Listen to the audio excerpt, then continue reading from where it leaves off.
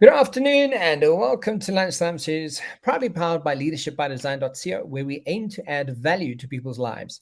You can listen to us live every Wednesday and Thursday at lunchtime on ebizradio.com, where we talk about everything leadership, coaching, and marketing. And you can catch the latest Lunchtime Series on all your major podcast channels today. In today's marketing and leadership segment, joining me as per usual, marketing and communications expert and co-host Craig Page. Lee, how you doing, Craig? Kevin, I'm great, thank you. Yeah, here we are, another show. Trust you had a good weekend and that you got to spend some time outdoors over this last few days of incredible heat we've had. It's been wonderful. Yeah, it's been the kind of weather that you just want to go outside, go hiking, and we had a bit of a long weekend now, and Yes. it was a strange weekend because we had some kind of sort of lockdown, which turned out to be no lockdown whatsoever. So it was fun to see that. There was a big hoo-ha, but I think like you mentioned, the airtime that he got from Yes, putting it out there. I think he that was a great marketing ploy.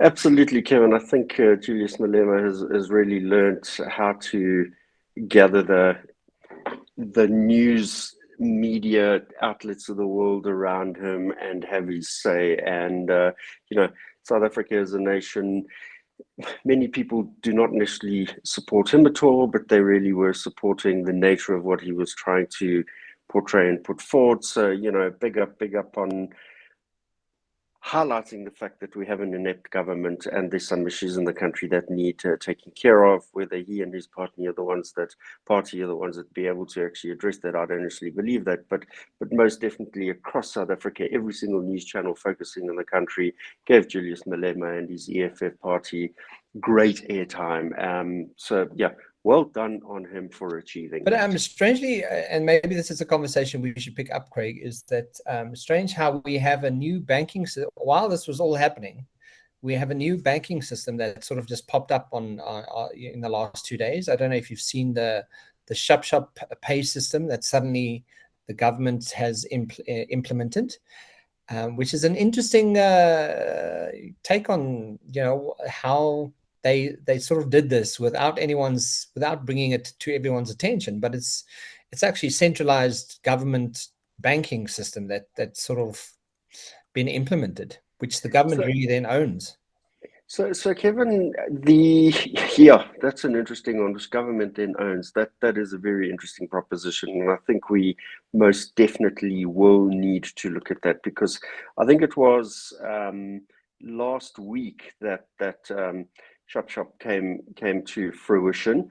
It's backed by the South African Reserve Bank and local banks. Obviously, all the primary banks are enabling people to send money using vouchers and PIN codes through the platform.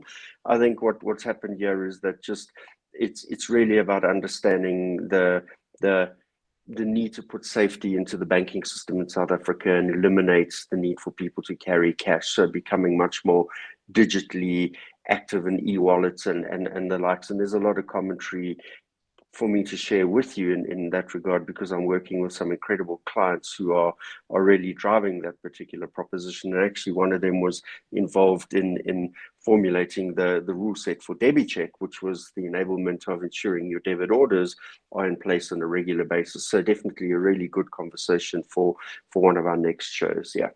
My only concern is if the government's involved, they can basically they can basically own your life. Which, as we know in this country, we do not want. No, Yeah, not at all. anything of that nature happening. Yeah, I think it's a case of the system actually being backed by the Reserve Bank in the sense that they don't necessarily own it, but they back it, ensuring that the FICA, RICA functionality, clarity of where the money originates, where the money goes to, all works in unison and ensures that we are not supporting the laundering of money in the country, which obviously is a very very sensitive point on the basis that we actually got a grey listing recently because South Africa doesn't have such tight fiscal and money movement policy. Yeah, no. So yes, definitely an interesting one. Craig, so what are the reminders from our last week's conversation? Yeah, Kevin, thanks. Just to remind our listeners, we covered the topic of leadership lessons that Formula One can teach us. And the key reminder points are from the magazine article that I referenced last week, which was on leadership and published in the Harvard Business Review, November to December 2022 edition. The article is titled Number One on Formula One and was written by Anita Elbers. The article takes a look at leadership lessons from Toto Wolff and the Mercedes-Benz Mercedes-AMG Petronas team. The six leadership lessons are noted as follows, Kevin. Firstly, set the highest standards for everyone. So Toto Wolff sets the highest standards throughout the organization, noting that no job is too small, even for the highest ranking executives. He also highlights the role that every team member plays in the team's performance. The second point that principle he guides by is by putting people front and center. Toto has built a people-centered organization and genuinely cares about the individuals he works with, noting that each person in an organization has hopes, dreams, fears, and anxieties, and that it's important to actually understand what those are and to learn what drives individuals on a daily basis. His third point is about analyzing mistakes, even when winning, and just beautifully encapsulated by one statement. He notes that if you don't understand what is happening on a good day, you definitely won't understand what is happening on a bad day. The fourth principle that he delivers leadership via is foster an open, no blame culture. Toto believes that the no blame culture, it believes in a no blame culture, and that analyzing mistakes should lead to improving performance. He supports this no blame culture very publicly, and he backs all team members who do make mistakes. The fifth principle that he guides and leads by is trust superstars, but maintain authority. An important point here. He acknowledges and praises his drivers' capabilities, but he does, however, believe that drivers need to know their limitations and that he has a side that they won't like and don't want to see if they go beyond those limits. And the final principle that he leads by is relentlessly battle complacency. This is my favorite of all of them. Toto Wolff instills ongoing competitiveness by encouraging all of his team members to actually find out who their counterparts are in the opposition and rival teams, and then commit to being better than them. He encourages his team members to never underestimate the power of their collective group when focusing on their joint mission and target. And Kevin, those are the key reminder points from last week's conversation. Fantastic. So, kicking it straight off, great. What are those? What's the conversation we're having today? And what do we? Yeah, Kevin, I want to pick up on a topic that we've never really discussed in detail before. We've referenced Pinterest as an important social media platform a number of times in the past, but we've never really discussed what role this platform actually plays in people's lives and how brands can leverage this platform to engage with the significant target audience that uses Pinterest on a daily basis. And the reason is that I came across an in-depth report on Pinterest business recently, which is titled Pinterest Predicts 2023. I want to share how the report was compiled, what data is collected and analyzed, and what the specific trends are that we actually need to look out for and follow in the year ahead, Kevin. Yeah, I'm looking forward to this because I know of it. It's useful when you need to find information, but I have no idea how you could leverage it. So I'm looking forward on how to do that. Brilliant. So yes, just again to set some context to the topic at hand, like I do with most of the shows. Starting with Wikipedia.com, we note that Pinterest is an American image sharing and social media service designed to enable saving and discovery of information on the internet, using images and on a smaller scale, animated GIFs and videos in the form of pinboards. According to a blog post from infront.com, we note that Pinterest is a social network that allows us to visually share and discover new interests by posting images or videos to their or others' boards, i.e., a collection of pins usually with a common theme, and browsing what others have pinned. Using a visual orientation, the social network is very much focused on the concept of a person's lifestyle, allowing you to share your tastes and interests with others, discovering those like-minded people. And then from Pinterest itself, Pinterest.com, we note that Pinterest is a visual discovery engine for finding ideas like recipes, home and style inspiration, and more. Take note, with billions of pins on Pinterest, you'll always find ideas to spark inspiration. And when you discover pins you love, you can save them to the boards, keep your ideas organized and easy to find. And you can also create pins to share your ideas with other people on interests, Kevin.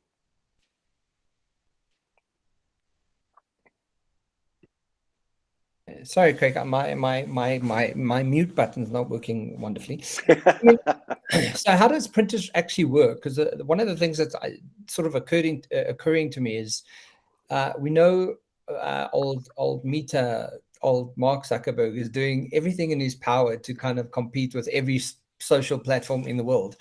So how does Instagram, because that's Instagram already has a very showcased sort of picture kind of platform, but it's now picking up on the TikTok trend. And so what is this? How does Pinterest actually work? Yeah, there's a good reference relative to Instagram has a lot of functionality that is reasonably similar, but there's some fundamental key differences here which are really great for me. And I've begun using Pinterest quite a bit recently. Did some brand work for a client on a restaurant brand rollout and look and feel design, and we did a collaboration of parties in that particular user group, getting choices of selections of finishes, etc., and sharing that amongst ourselves. And I'll expand on that as we have the discussion. So firstly, referencing both the reports and content from Pinterest.com, Kevin, we learned the following. Pinterest is a one-stop shop for inspiration, new products, and new possibilities. And I like that lovely, fresh, open positioning. It helps people to find useful, relevant ideas and then bring them to life. As people don't always have the words to describe what they're looking for, they'll definitely know it when they see it, fine-tuning their tastes and ideas as they browse Pinterest, called pins. The report also tells us that every pin is a possibility because people on Pinterest are in reality looking to take action, Kevin, whether to find new dinner recipes or tips on homework or looking for ways on how to celebrate special moments like birthday parties or bucket list trips, or even planning for what's next in their lives, like doing home renovations, enlisting in university, or having a baby. And there are three approaches to using Pinterest, Kevin, and these are noted as following. Firstly, it's about browsing for inspiration. As users scroll through Pinterest, they gather ideas for what to try next. Pinterest uses this data to improve the personalized recommendations, and the more users use and individual users are on Pinterest, the more fine tuning is happening in the back end. It's also used for shopping for products. There are likes of shopping features built into the platform, including listing of product prices, being able to save products to shopping lists, and then actually within the app, actually clicking to buy in real time to the brands that you engage with. And then the third point is really about learning new skills. Some pins contain videos and tutorials to teach new skills and activities. Users are then able to see creative ideas and tips from recipes to DIY projects and workouts, Kevin. And what I do is I've got a couple of boards, particularly in the creative space, with my background as an architect and designer.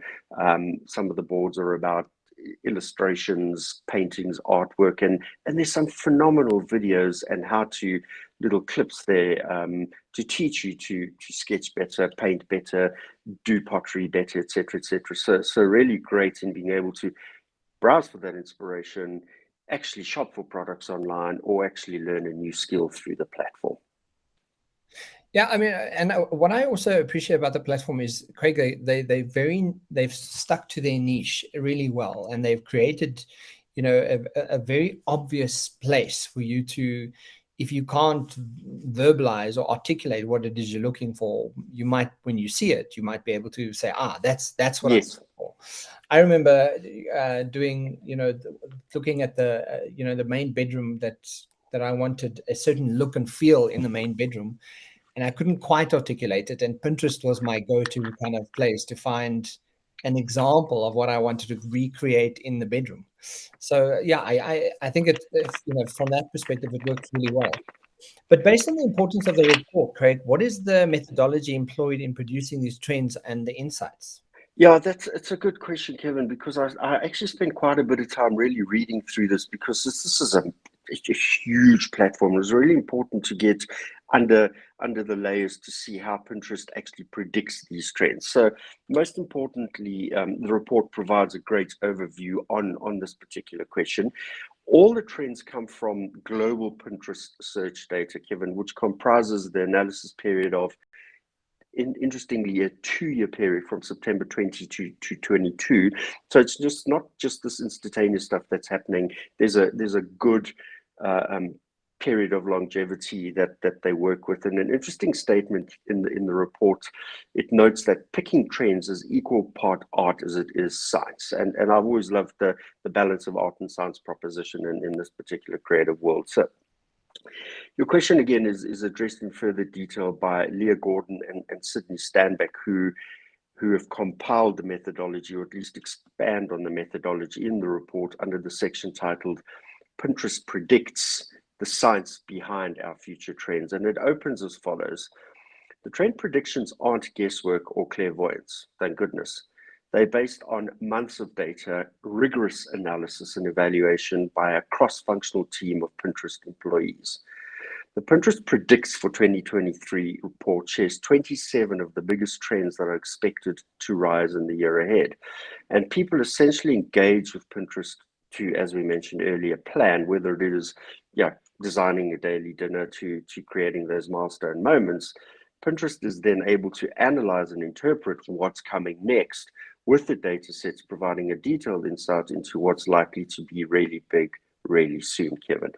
And we learned that there are 4 stages to Pinterest's data analysis methodology, and it was really great to be able to unpack these. Those 4 stages are: firstly, data examination; secondly, curation; thirdly, inclusion; and lastly, accountability. So let's just go through those in a little bit of detail. Data examination. Data is obviously at the core of everything in the online world, and therefore at the core of everything that Pinterest does. And in the first stage of the trend setting process, Pinterest sets rigorous volume and growth thresholds to filter through billions of searches that take place every month on the platform. Unlike most trend research that looks at just 1 year of data, as I mentioned, they actually analyze over a 2-year period, and they capture all English language queries from around the world. Next is their curation process, which is the second stage, and this covers about 500 million searches within the cross-functional teams of writers, designers, researchers, and strategists who come together during what they call their insights making week, and they go through a process of distilling all of these search terms into about 50 distinct trends, Kevin. And this team of trend spotters then simultaneously look at what's happening in the world in real time, in really trying to identify what's behind the trends in consideration. And a point to reference here, as we understand the impact of sustainability in the world and what is that doing in real time to drive some of those trends. The next point here is inclusion, and this process leans on the value that's core to Pinterest's mission and ethos, that of inclusion. Each trend is vetted for global relevance and representation and filtered through an intensive qualitative testing and multiple reviews. Pinterest then checks for bias and ensures that people of all backgrounds and perspectives can see themselves in the trend predictions. And that's a hugely important piece of this study. And I was really impressed to learn about that insight. And the final stage here is accountability. Pinterest grades the trends and tracks them throughout the year to see how each trend is performing. It then gathers internal and external feedback and publishes an annual scorecard to assess what they actually got right and why some predictions might not have materialized at all, Kevin. Pinterest then works these learnings into their methodology, continuously updating and enhancing their trend spotting process for every one of the new editions of the Pinterest Predicts report. But yeah, I thought you'd appreciate this fact, Kevin. The end result of every analysis, conversion and query, has an 80% accuracy, which in other words means that 8 out of 10 trends that Pinterest actually makes came true for 3 years in a row, Kevin. So that's actually a really great success rate for a report of this nature. Yeah, I Craig, also just the fact that they check for bias, I think that yes, it's phenomenal. It's so important because so many trends don't do that, and so many platforms don't care. And when you do, it really does. It starts informing information in a different from a different perspective, because essentially, what we as humans do is we get stuck behind the scrolling, and we tend to start seeing all that we see because that's all we're paying attention to. So our brain's also learning from that perspective. But the fact that they're looking into, biases is incredible. And there's a really great, when you go online, it's incredibly intuitive and easy to use, and highly engaging, the online report through business, Pinterest Business. But when you look and start analyzing the Pinterest audience section in the report, you'll get to see that 60% women make up more than 60% of the global audience. Males are 40% year on year. Gen Z pinners are 40% year on year, and 31% of millennials in the UK with a household income of over 1,000K are on Pinterest on a daily basis. So really great insights in it, and it gives you the clear understanding that they segment by audience from the boomers to Gen X to Gen Z to millennials. They're looking at brand values, authenticity, connection, etc., and then across a whole range of categories from beauty, celebration, etc. So a comprehensive report that is really looking at what's driving the world, and obviously bias is one of those aspects that really need to be taken into consideration. Yeah, absolutely. Craig, so will you list some of those trends that we can expect for this year? Yeah, absolutely, Kevin. I'm going to just flick through the report and give some headlines, and really, get to understand what some of those drivers are. And it's important to understand that these trends are really a window into the future, and a place where people go to actually plan their respective future. So yeah, from a category point of view, let's look at beauty. It's time to take back your roots. Gen X and boomers will prioritize skinification, a focus on the scalp and crown of your hair this year. A lot of effort in scalp massage techniques, cleaning scalp treatments of dry scalps, natural hair, maskful growth, and cleaning scalp buildup. From a celebratory point of view, pool parties are definitely, as they say, going to the dogs, I should say. Gen Z and boomers will host pet pool parties, complete with invitations, party favors, and party decor. Can you believe it? The DIY dog arenas, areas in the back gardens up 490%. The DIY dog pool up 85%. Dog birthday party ideas, decorations 65 up. Dog party favors 135% up, and mini pool ideas for dog parties up 830%. So just yeah. This might be because the Gen X and well, specifically the Gen the newer or the younger generations, at least, they really started recognizing that children are more expensive than animals, right? So a lot of them are not even having children.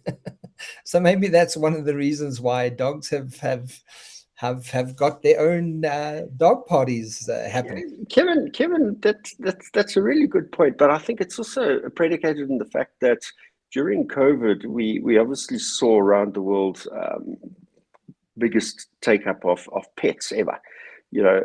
People were at home, they were able to spend more time caring for their pets, and pets gave a lot of folk company and comfort and things like that. And really, if you look at where it's at now, very much Gen X and boomers were the ones turning to taking on pets. So that, yeah, one would expect this natural progression into that space, but to the extent of growth and specific focus around parties for pets, this is just phenomenal. It really is.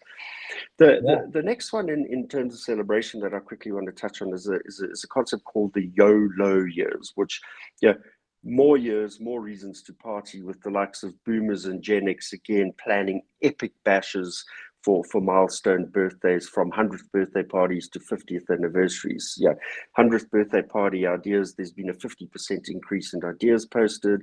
Golden anniversary parties, there's been an increase of 370% in terms of ideas posted and pinned. 50th anniversary cookies decorated, 135% up in postings. 80th birthday party decorations, 85% up in pins and postings. And silver 25th anniversary cake ideas up 245%, Kevin. From an entertainment, sorry? No, I'm saying this is amazing to hear all this. It's crazy. It is. It's just fantastic. It really is. From an entertainment point of view, I quite like this. You know, it's about all the raves. Yeah, rave culture will reign in on the year ahead, with Gen Z and millennials bouncing back from over 2 years in lockdown and bringing techno-style rave fashion and house music with them. And that's ever apparent when you see the youngsters out and about these days. House music outfits, 185% up. Berlin rave fashion, 250% up. Rave party aesthetic up 35%. Techno style up 65%. And music mixer up 115%. Moving into the likes of fashion, looking at with fringe with benefits. There'll be a lot around fringe on this year's runway. Gen X and millennials will trade their typical tassels for free swinging fringed outfits, dresses, and jackets.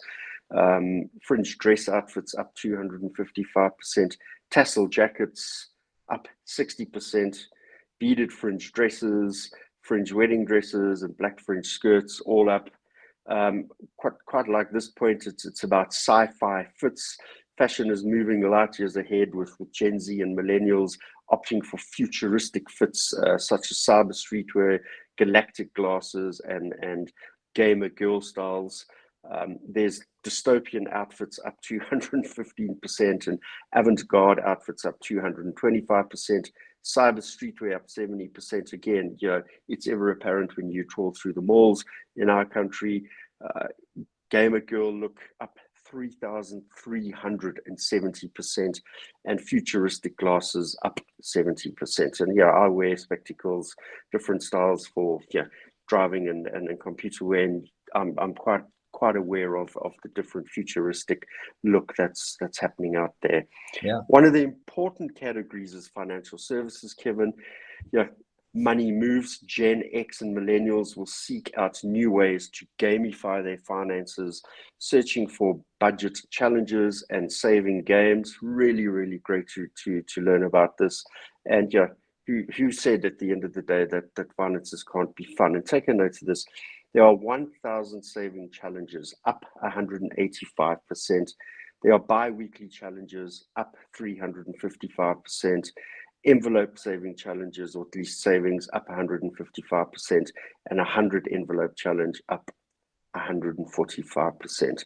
Really phenomenal to see how gamification is an educational method to ensure that the youngsters are understanding and looking to have more financial awareness and savings. And then from a food and drink, really important, this category here, Kevin, free spirits.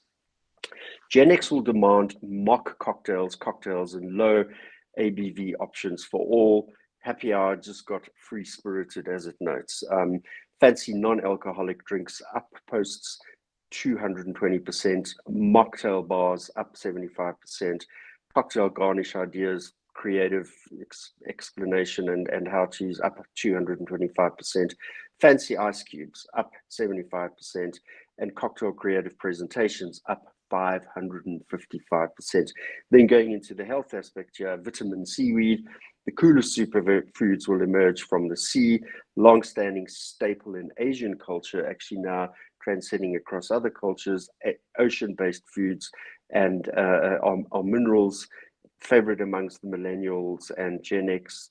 The benefits of chlorophyll water is up 35%. I'm not too familiar with that. Green algae up 65%, seeing a lot of content on that. Seaweed snack recipes up 245%. Nori recipes up 65%, and salmon bowl up 245%. I'm very much a fan of salmon bowl. And then just jumping into two more categories, hobbies and interests.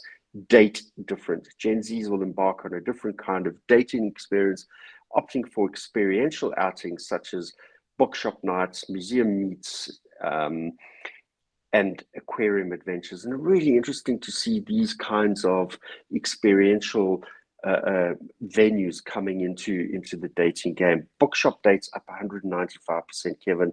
Date picnic ideas, wonderful, up at 385%. Creative date night ideas up 120%.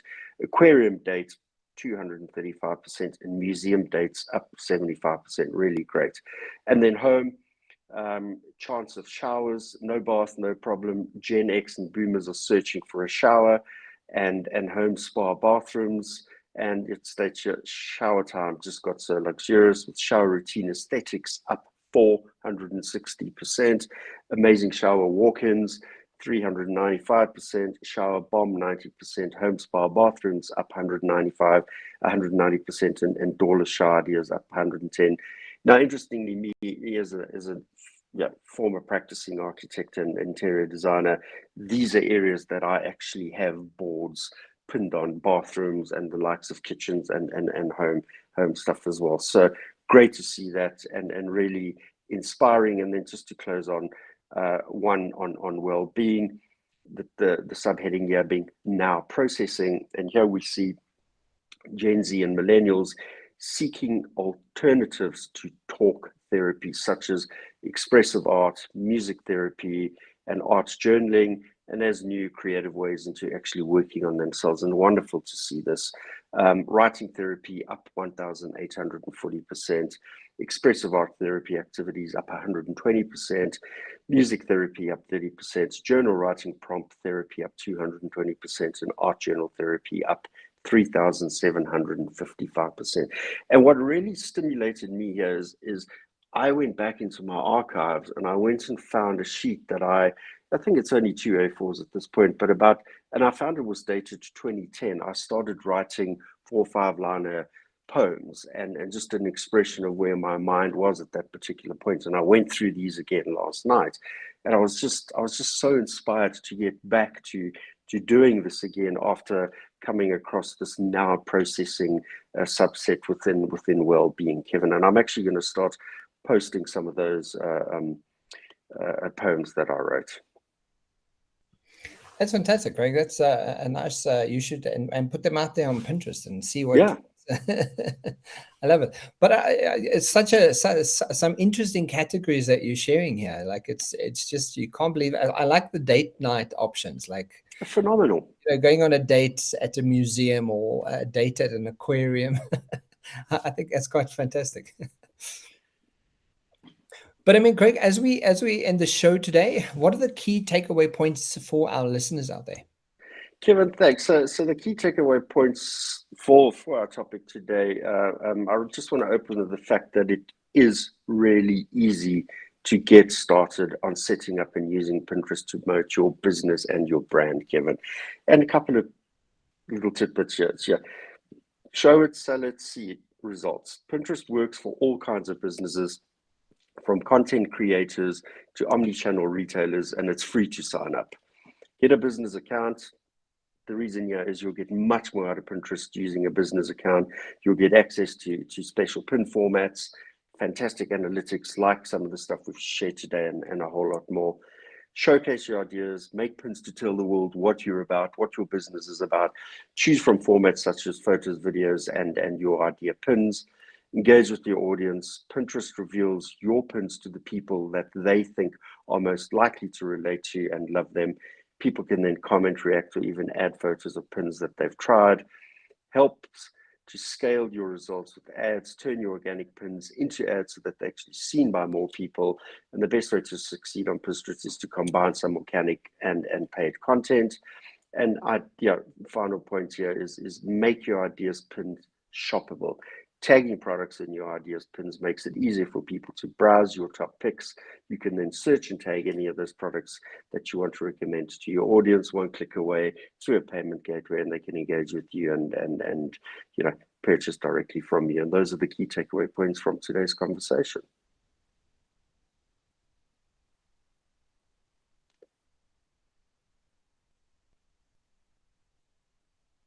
Still muted, not yes, hearing you. There we go. I can hear you now. I need to get this click proper button properly sorted. Yeah, but thank you for that. Thanks for the wrap up of Pinterest. I think that's quite a phenomenal insight, guys. We'll also see if we can get that link for the actual overview of that, and then put that in the description box below.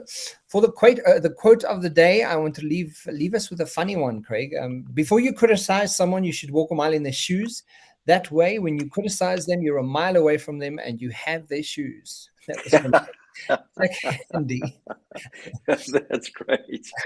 And also, guys, for the value add that we're still sharing the 30 questions to validate yourself as a leader. Go and check it out in the description box below. We'll also add the link to this. And you can check out the TikTok and join us, follow, share, and comment and connect with us. And you can connect with me specifically on TikTok at Kevin Britz _LBD. Craig, do you have yourself a TikTok account yet? I do, but it's the one thing I haven't got into. Honestly, I spend an inordinate amount of time, free time, building my Pinterest boards. And in fact, just on the Pinterest thing, one more from my side is that you do need to spend time to curate it. So what I've done is I've created my multiple boards and I've done dumps of images, and I'm now sort of on the weekend, I'll spend 2-3 hours on a particular day and I'll start subset categorizing within a board so that, in the space of kitchens, subcategorize, in the space of bathrooms, corporate, commercial, retail, home kind of thing. And you've got to, really be disciplined to put the effort into creating boards that reveal the exact categories and the brands and the delight moments that come with those categories. It's not just a hold all, dump it in a particular space. You've got to, for it to really serve its purpose, particularly for a brand, you've got to put clear definition into the solution, the problem you're trying to solve, or the respective brand that you're trying to position there, Kevin. But TikTok, no, what is it? Can we go and see your Pinterest handle? What is it? Do you know it? God, offhand, let me quickly, whilst we're online here, Kevin, see if I can just jump into it. If I can find my Pinterest, I think it might be under my full name. It is. It's at Craig Pagelee, at CraigPagelee, and boards from kitchens, laundry, sketches, home exteriors, interiors, bathrooms, pools, office spaces, space form and structure, minimalist architecture. Containers. I follow containers a lot. There's really great work being done from containers, from coffee shops to retail to pop-ups to actual homes. A lot in there. Lots to see. Yeah, fantastic. Lots to see. Craig, thank you so much, guys. Go and check it out. It's all to do with Pinterest, and we look forward to connecting with you online. Craig, thank you so much, and I'll see you next week. Great, Kevin. Have a great day. Look forward to next week. Cheers, thanks. Bye.